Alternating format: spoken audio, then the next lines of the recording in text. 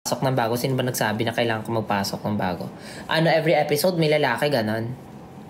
Hindi, syempre.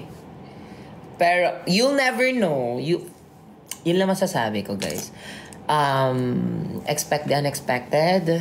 And, kasi, according sa conceptualization namin, it will be lots of surprise and lots of cheese with lots of cheese. Ayun lang. Gusto ko nga siya idagdag sa bagong episode si Penelope. Kaso ayoko kasi baka mas maganda, dapat si Precious pinakamaganda dun eh.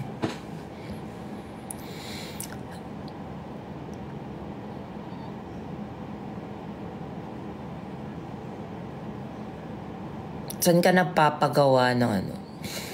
Guys, nagpapa-customize din ako ng hair. Lalo na sa... Kay Precious is pinapa-customize ko siya ATM. Tapos mapapa-customize din ako sa lalaki. Kasi gusto ko ng isang lalaking character na yung slick lang. Alam mo yun? Yung mga ganon. Tapos gusto ko yung isa is anong tawag nung cut na may ganito sa lalaki? Yung hanggang dito yung cut. Ay, yung hanggang dito sa likuran yung cut. Yung ganon. Ewan ko, basta mga ganon-ganon. Tas iba-iba. Sob out, yes, mullet. Yeah, you got it. You got it. Guys, eto sobrang tagal na nito. Parang 2 months na to. 1 month na to bakla. Papatanggal ko siya bukas. Share ko lang. Okay, magandang design. Ay, hindi na ako magde-design kasi magsushoot na kami. So, like, bawal na ako magka-nails. Kasi if magkaka-nails ako, may nails yung mga lalaki, diba? Parang awkward naman dun. I mean, kung sa TikTok, pwede pa sa TikTok content, may nails yung lalaki. Kasi carry lang naman yung sa TikTok. Pero sa YouTube is high quality kasi yun. So, kailangan,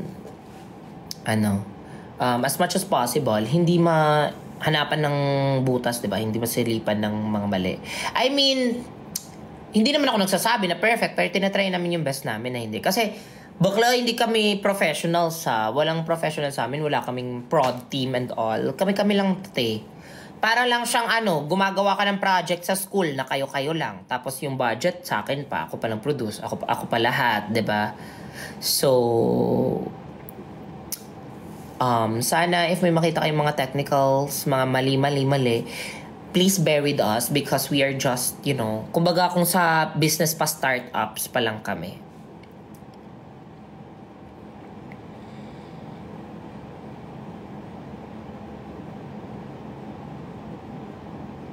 Di ako sanay na makita ka na walang wig. Ate, meron sa mga story ko. Tsaka paglalabas ako, wala akong wig.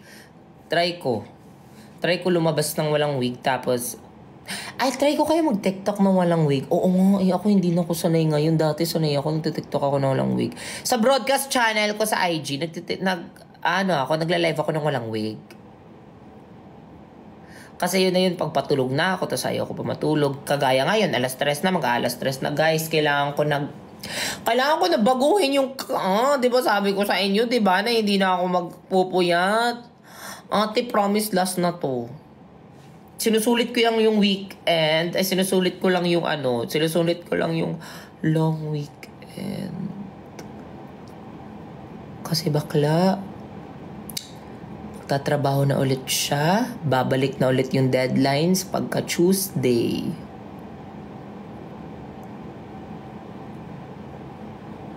Ate, magde-deadline sa Tuesday, bakla. Babalik na ulit yung mga deadline. Kinakabahan na naman ako. Ikaw rin ba nagsusulat ng script? Mainly po, kami yung nag-conceptualize. Ako po talaga. Pero, syempre sa script, since, di ba, alam nyo na hindi ako pure Bisaya. Di ako pure Tagalog. So, napapatulong talaga ako. May mga katulong ako na nagsusulat ng script, ha. May mga kabatuan din ako. I can't credit everything to myself. Cause, I'm not that good din. Di ba? I'm open to, like, suggestions and all. Kaya, may mga kasama ako na nagsiscript writing, ganyan. Pero, syempre, yung final say sa akin, yung pag nasa shoot na kami, pag i-erase ko tong scene na to, ma-erase namin. Pag i-change namin to, ma-change namin. Pag gusto ko lagyan ng mga, what do you call that? Pag gusto ko lagyan ng mga adlibs on the spot, na mga revisions, ganun. Nacha-change talaga siya. Kagaya nung yung itigil ang kasal, yung kay Sean na scene, gets nyo ba? Yung kinuha niya ako. Wala yun sa script yung itigil ang kasal. Kasi, parang sabi ko, ang corny naman pag kukunin mo lang ako. Tapos parang walang, let's add something na, na medyo quirky, medyo Sean vibes, ganyan. Kaya, ayun, sabi namin na, ganito na lang pagkuha mo sa akin. Sabihin mo na lang, itigil ang kasal para may masabi na cute. Para may ma-edit. Ganon talaga siya. Ganon talaga yung goal namin para ma-edit kami doon. Sabi namin, cute yun. Sige, sumigaw ka ng itigil ang kasal before mo ko, like, kunin talaga. Ganon. Kaya, ayun, like, may mga ganon. May mga ganong moments na on the spot namin naiisip. Totoong Sean ba yan? Sean, thank you, Sean! Hindi yan totoong Sean, bakla kayo. Hindi. Tulog na yun, te.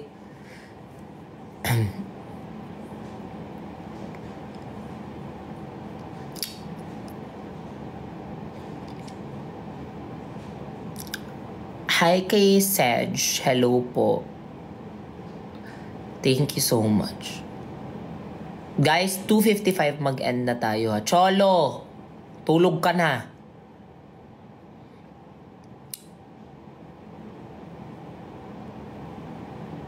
Saan ka based? Ate, dito ako sa QC. QC girls, fan niyo ako muna ng iba. QC girls. Ganon. QC girl ako ngayon. I'm a QC girl.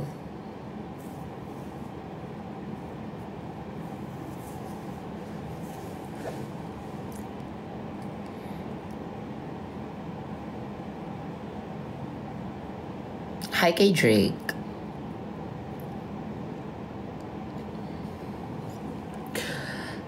Ate, ayan na, mag-1 minute na, matutulog na tayong lahat. Magsitulog na tayong lahat kasi ako kakain pa ako, magsa-skincare pa ako, matutulog pa ako. Tapos kinabukasan, gigising na naman ako na may mag-good morning. Wala palang mag-good morning. Guys, ayan na. Kamis vlogs mo. Grabe, wait lang po. 1 month pa lang. Bakla. Siyempre, kailangan pamismis din tayo kasi pag bakla, halos every week magpo-post, wala na, hindi na siya abangan masyado. Hindi ko sure, pero ayan. Guys, let's sleep na. Thank you so much sa mga nanood from the very start up until the very end. Grabe, 255 na pero 6K pa rin nanonood. Ang dami nyo naman! And guys, super congrats sa mga nanalo sa ating giveaway. Yay! May mga i-announce pa tayo bukas, which is yung winner ng printer na care of Chairman Mark, Ian, tsaka meron din, nakalimutan ko din mag-announce nung winners ng ng new jeans ko na merch na ipapamigay, bakla. Sorry naman, 'di ba? Ayan. Kaya thank you so much. Guys, matulog na kayo. Sobrang na-attach na kayo sa akin para naman kayong sira. Charis. Ayan. Thank you. Good night po. Diba? Always ko itong sinasabi na pray before you sleep. And I hope na you don't owe me. You don't cry yourself to sleep. And kalimutan mo muna yung problemang yan. Okay? I mean, it's okay to have that. It's normal to have that. But, sometimes kailangan nating lumaban because you are not alone in this battle. Kasama mo ko. Okay, so cheer up. In case walang nagsabi sa'yo, kaya mo yan. Ikaw pa ba? Kayang-kaya mo yan. Ikaw pa. Kung ano man yung pinagdaanan na problema nyo ngayon, know that marami tayo. And it's normal, okay? Hindi ka naman bibigyan ng ganyang problema pag hindi mo kakayanin, di ba? And good things are on your way, okay? isipin mo na lang na kaya ka binuhusan ng ganyan kalaking problema kasi meron ding sobrang times 2, times 5 na blessing na darating sa'yo. At naniniwala ako dyan. You know, gotta take the good with the bad. Smile when you're sad.